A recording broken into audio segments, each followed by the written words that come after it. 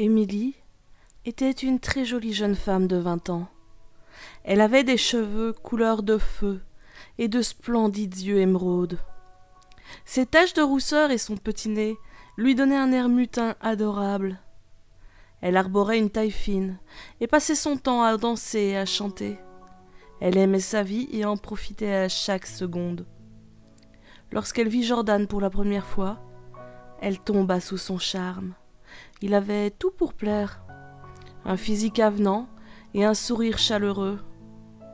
Il savait toujours ce qui lui plaisait. Il était un véritable chevalier servant. Il était tellement gentil et amusant. Il la faisait rire, la rassurait, et était plus attentionné que ses anciens compagnons. Lorsqu'il riait, son rire résonnait tel une rivière, et elle se sentait ressourcée.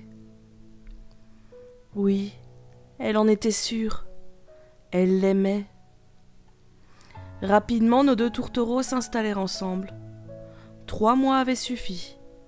Mais puisqu'elle était certaine de son amour, pourquoi attendre? Ils formaient un beau couple. Tout le monde était d'accord à ce propos.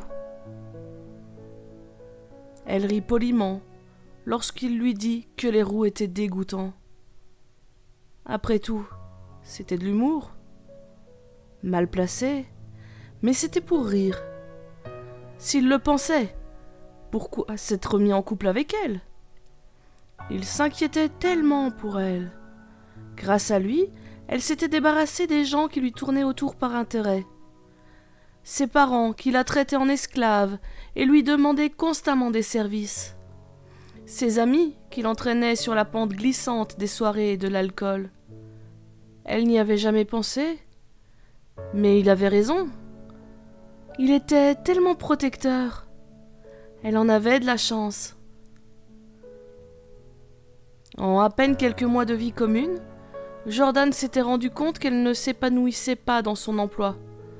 Mon Dieu, qu'il était observateur et attentionné. Elle n'aurait jamais pensé à démissionner s'il ne lui avait pas suggéré. Cet homme était un cadeau du ciel. Et celui qui lui disait que son mari était manipulateur étaient des mauvaises langues, jalouses de son bonheur. Bien entendu, elle se trompait. Il ne la rabaissait pas. Il l'aidait simplement à s'améliorer. Elle pensait parfois au jour où elle avait fait tomber la soupière qui s'était brisée au sol. Cette fois-là, il l'avait giflée. C'était la première fois. Qu'elle avait été gourde. Ce n'était pas compliqué pourtant de déplacer un plat de la cuisine jusqu'à la salle à manger. Mais même ça, elle n'avait pas pu le faire correctement. Cela peut paraître dur à entendre, cependant, il lui avait expliqué qu'il tenait un tel discours pour son bien, pour qu'elle apprenne et puisse enfin rivaliser avec les autres femmes. Par amour. Le lendemain, il lui apporta un énorme bouquet de lys blanc, ses fleurs préférées, et dire qu'elle avait pensé à le quitter. Elle s'en voulait de son manque de confiance. Elle l'aimait. Jamais elle n'aurait dû douter.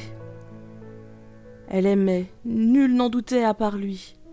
Mais la jalousie dans un couple est une chose naturelle, une preuve d'amour, n'est-ce pas? Ce jour-là, elle avait été négligente. Elle savait qu'il détestait le bruit quand il rentrait du travail. Si elle l'aimait autant qu'elle le prétendait, elle aurait fait la vaisselle plus tôt, plus vite. Certes, la porte de la cuisine était fermée, elle y avait pensé. Mais ce n'était pas suffisant.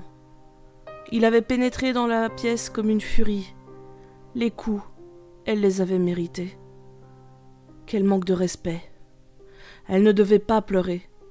Ça augmenterait sa rage. Elle le savait par expérience. Ce n'était plus la première fois qu'il la caressait ainsi. Il prenait pourtant bien soin de le lui rappeler. Si elle s'améliorait, il n'aurait pas besoin d'avoir recours à cette violence. Pourtant, elle semblait l'oublier. Mais elle l'aimait. Même maintenant, tandis que ses parents posaient un bouquet de lys blanc sur la pierre sombre et trempée par la pluie.